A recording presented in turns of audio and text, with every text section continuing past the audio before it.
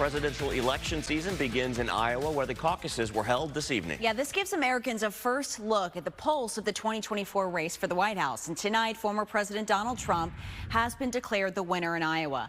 He has maintained a significant lead in the polls. So the real race now is for second place in Iowa between former UN Ambassador Nikki Haley and Florida Governor Ron DeSantis. But again, tonight's win in Iowa for former President Trump was not a surprise. In fact, exit polling found that 7 in 10 Iowans who caucused for Trump said they knew all along that they would support him.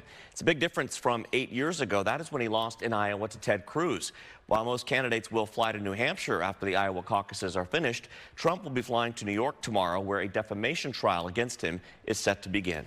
In Iowa, people braved the extreme cold tonight to make their voices heard, but record-breaking sub-zero temperatures may have had a chilling effect on turnout. John Hook joins us live now from Iowa with more. And John, I know you were at one of the caucus locations. How was the turnout there? Yeah.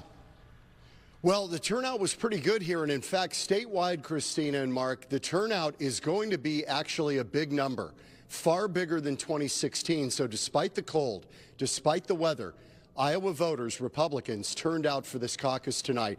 Donald Trump, it's a big night for him.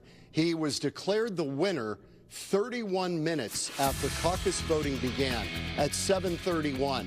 Let's run down the numbers for you right now. Donald Trump is over that 50% threshold, which is quite an achievement. That has never been done before. Ron DeSantis right now, a bit of a surprise after Nikki Haley's surge. He's at 21.3%. Haley at 19%. That battle for second is really being fought tonight. And Vivek Ramaswamy, almost 8%. He's at high 7% right now. 85% of the votes counted. Now, Iowa is first, not because it's so important, but it's important because it's first. It means the momentum for the race going forward. And we saw that here tonight. This place is cleared out at East High School. They cleared out after about an hour after caucusing began. But they came in here tonight determined, despite the weather, to cast their vote. All right, there's your ballot. You will not get another one, so don't lose it. Some 85 Republicans from 4 different precincts gathered tonight at East High School in Des Moines to cast the first-in-the-nation votes for president, a role Iowans take very seriously. I'm not necessarily looking to pick the winner. I'm just trying to figure out who's who and what people have to say, and then that'll help me understand even better later down the road. Down the hall in the library, Democrats conducted party business, but there was no official caucus voting. Democrats scrapped the traditional caucus for several weeks of mail-in voting. Results will be released Tuesday, March 5th. But Ron DeSantis has a good record in Florida.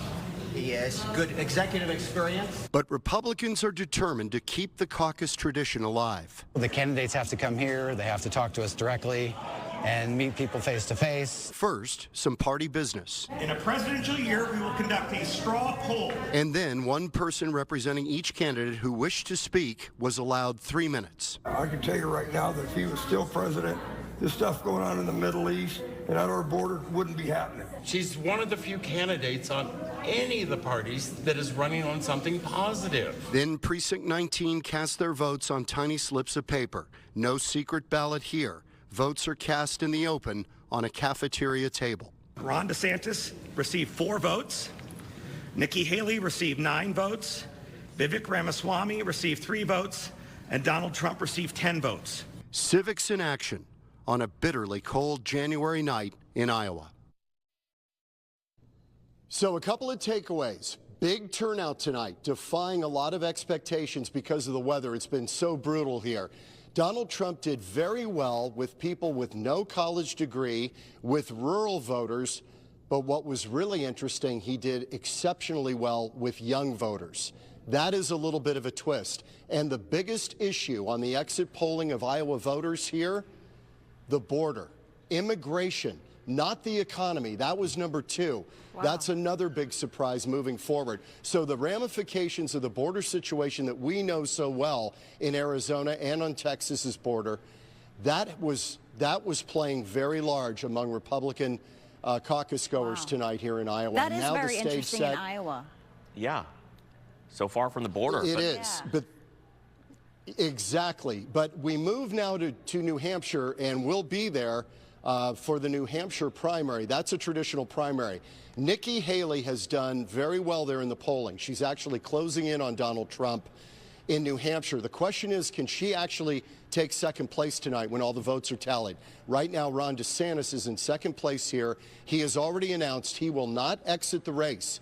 There was some talk that DeSantis might get out if he finished third. That may not happen in the finish, regardless of second or third. He's right there. It's neck and neck between he and Haley. So he's in it. He's going to stay in it. So we move on to New Hampshire next week, and Fox 10 will be there. We will be in New Hampshire for all of this. All right, it continues. We'll see what happens in New Hampshire. John, Yes. thank you. Thanks, John.